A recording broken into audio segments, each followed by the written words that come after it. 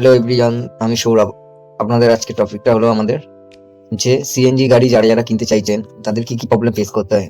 আপনাদের আজকে সব দেখতে পাবেন যে কি কি প্রবলেম সিএনজি গাড়ি কিনলে ফেস করতে হয়। ওলা উবের চালানোর চ্যানেলে থাকুন, দেখতে পাবেন সব।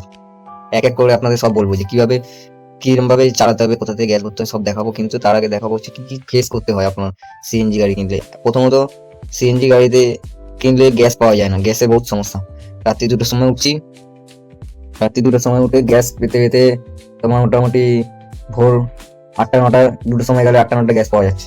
তো গ্যাস পেতে 8টা 9টা বেজে যাচ্ছে, এদিকে কাজ করার টাইম চলে যাচ্ছে, ইনকাম সেটাও কিছুই হচ্ছে না, প্রচুর লাইট।